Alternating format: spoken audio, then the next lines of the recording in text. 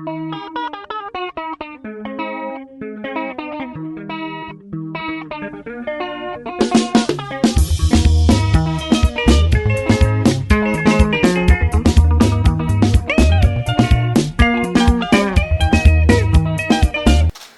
of the Fourth Estate, today the 29th of April 2025, His Excellency the President Dr. E.D. Mnangagwa chaired the 11th Cabinet meeting, and the following issues among others were considered and approved.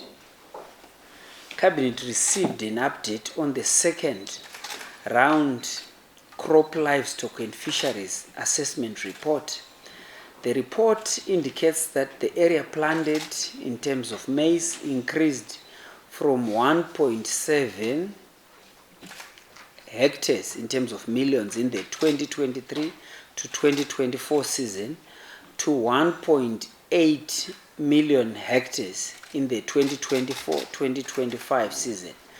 The 6.4% increase in terms of the targeted 1.8 hectares.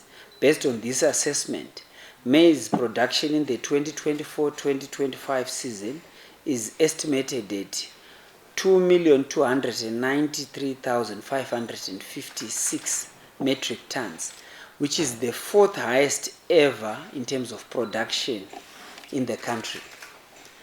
The area planted in terms of traditional grains increased by 7% to 434,000 hectares in the 2024-2025 season and is 4% above target.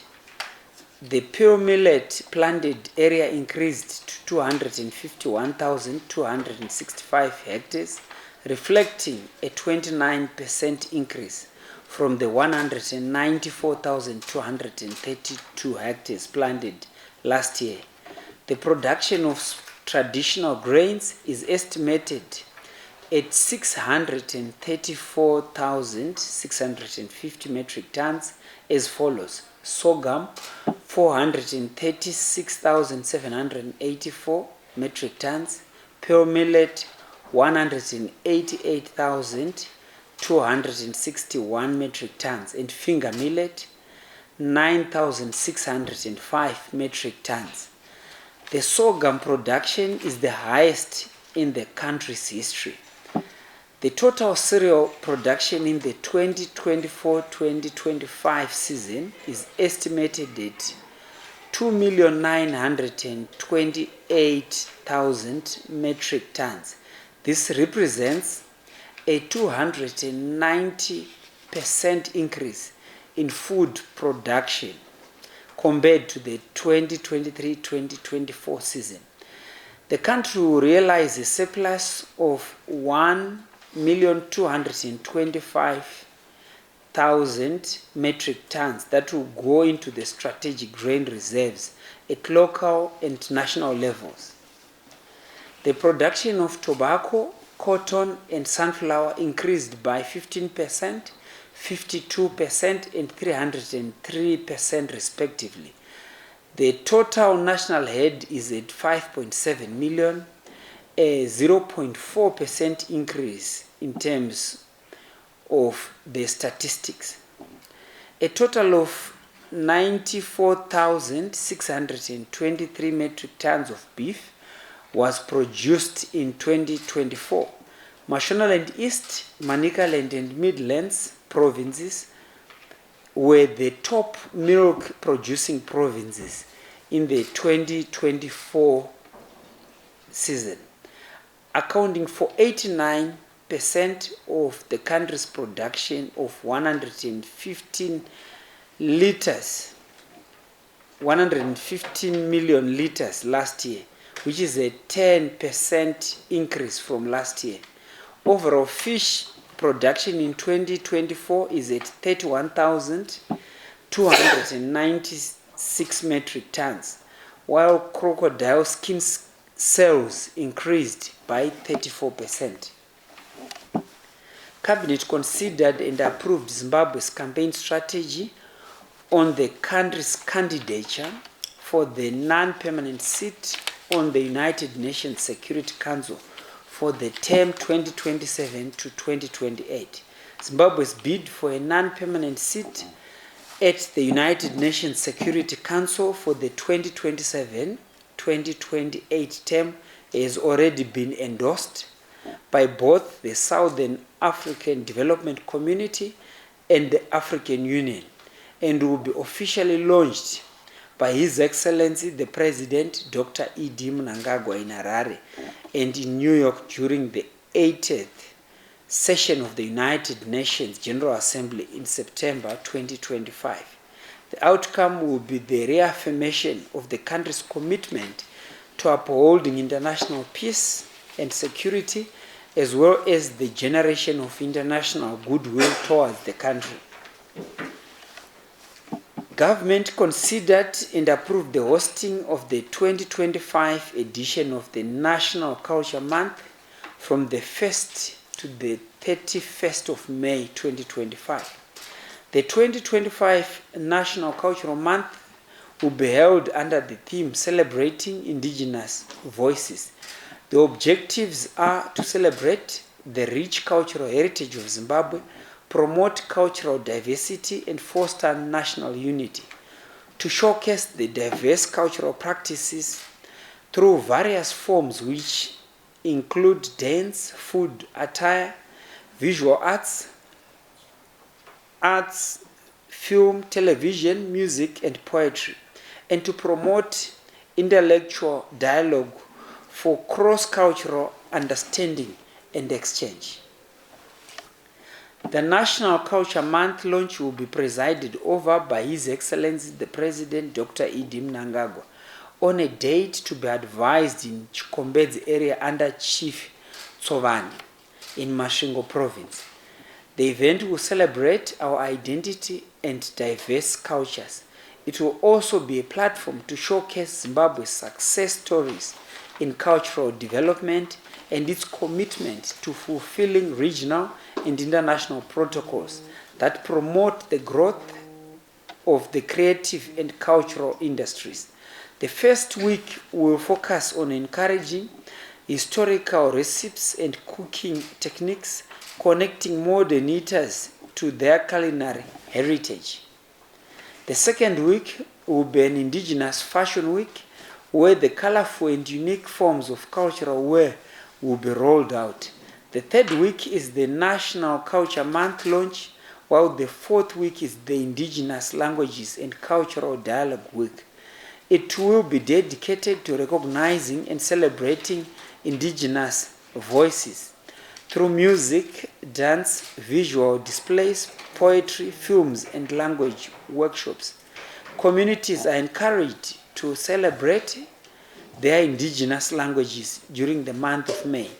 Provinces will schedule their activities around the Culture Month, and each province will hold its provincial launch, where the respective Minister of State for Provincial Affairs and Devolution will officiate as the guest of honor.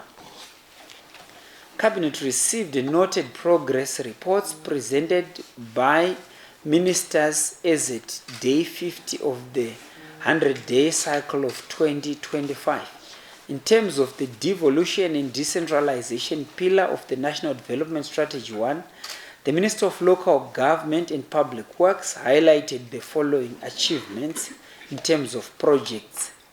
The renovation of the Chegutu Civil Registry in Mashonaland West Province is at 70% in terms of completion. The renovation of the Chegutu District Development Coordinator's Office is at 65% in terms of completion. The construction of the Binga Civil Registry in Matabeleland North Province is at 65%.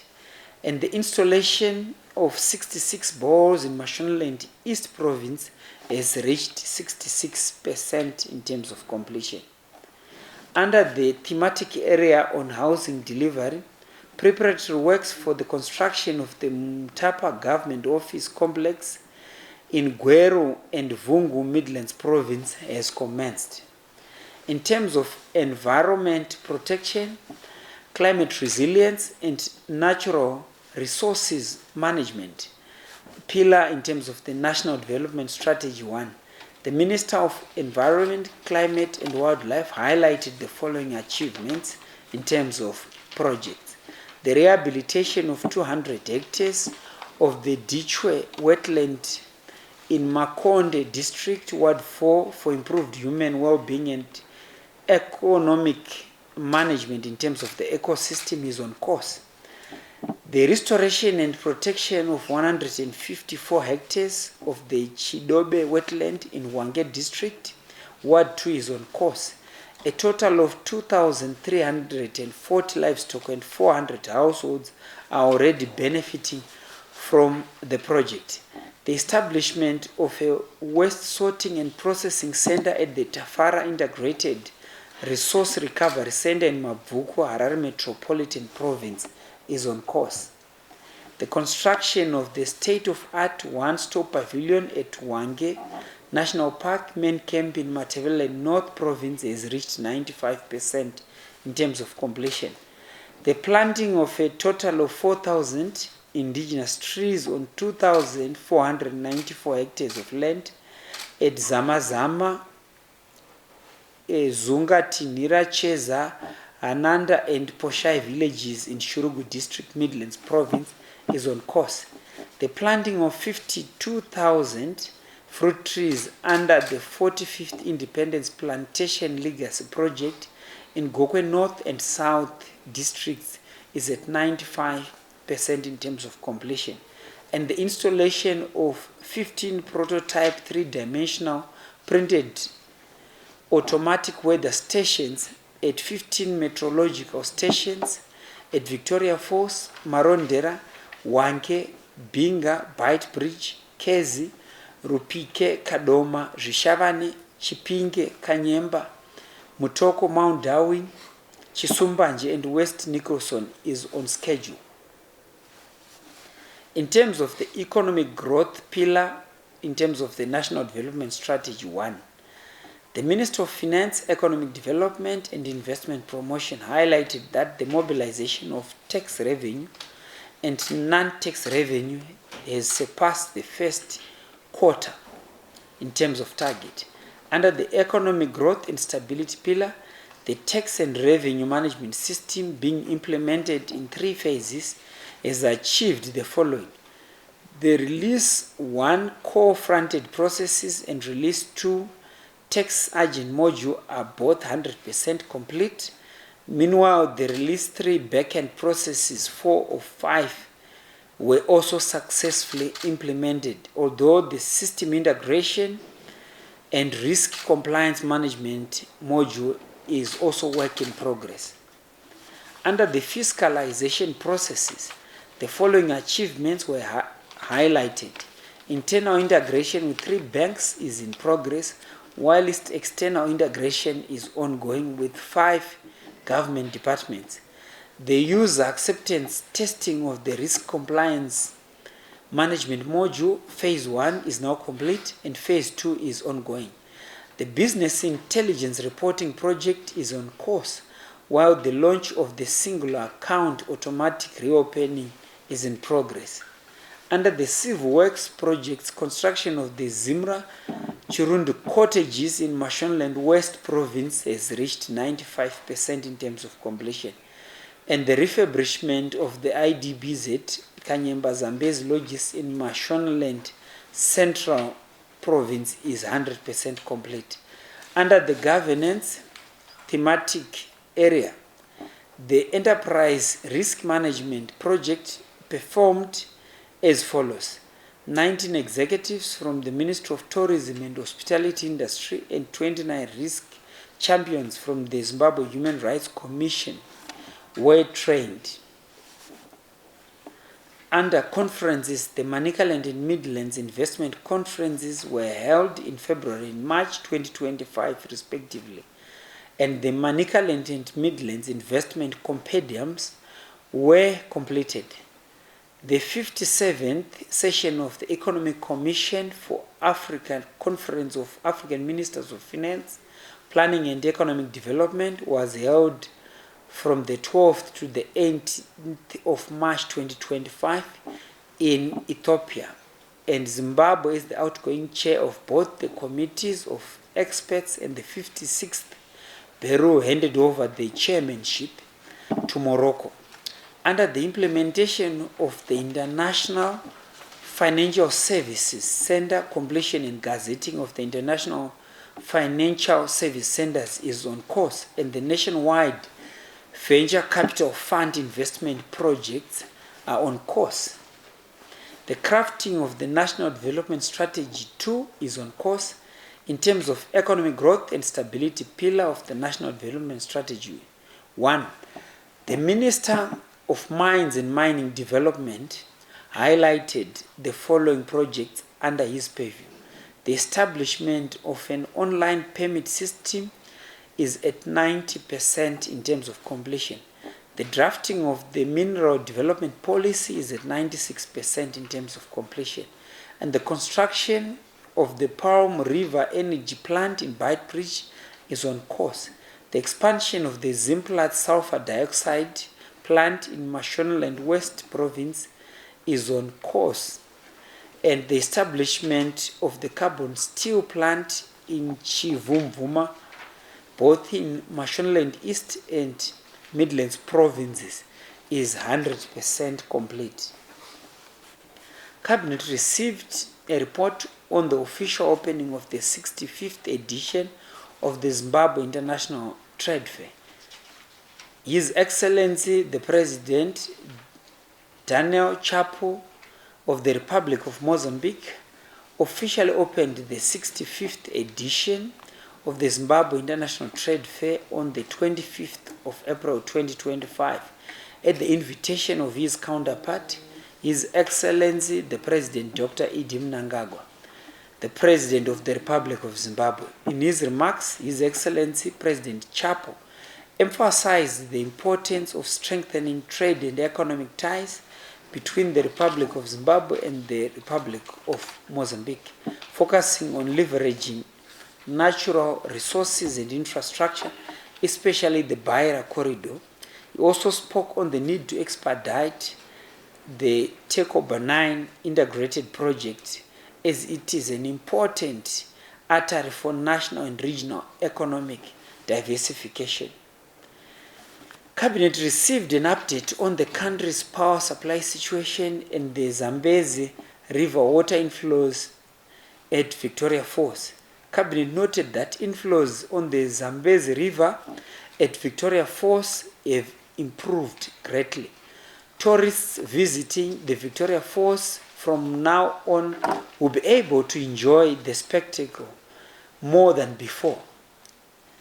Cabinet therefore invites all citizens and tourists the world over to visit the mighty Victoria Falls. I thank you. And power development, what is the status of energy to industry and for domestic use? Over to you, Minister Moyo. The report that there are inflows at Victoria Falls, which has increased tremendously. From last year at this time, it was at 707 cubic meters per second, and is now standing at 2,400 meters per second. And that has increased water in the Kariba Dam. For the first time last week, we were able to cross over. We started last year when Kariba was at 13.52% full, and this time it's at 13.73. We have crossed over. So we keep on being hopeful. What it actually means to households is that at present we suffer a lot of load shedding, both to industry and to households. The most affected obviously are households, because we try to make sure that the industries keep on running, and some of the industries have insulated themselves by having captive power producing capacities, either using solar or because some are using thermal, others are using mini hydros. Some have resorted to ordering power from countries outside Zimbabwe directly to them and using ZESA for wheeling that power to their factories so that they can insulate themselves. But the households which have insulated themselves have had solar panels installed at their houses, and ZESA now is using that to attract those who install solar PVs to also net meter to send that power to the households. So during the day, that's when we have the lowest load shedding, because we are using both solar and we are using thermal and or hydro electricity supplied by ZESA. But you will see that in a case like yesterday, that solar was not very effective because of the clouds. So there was much more heavy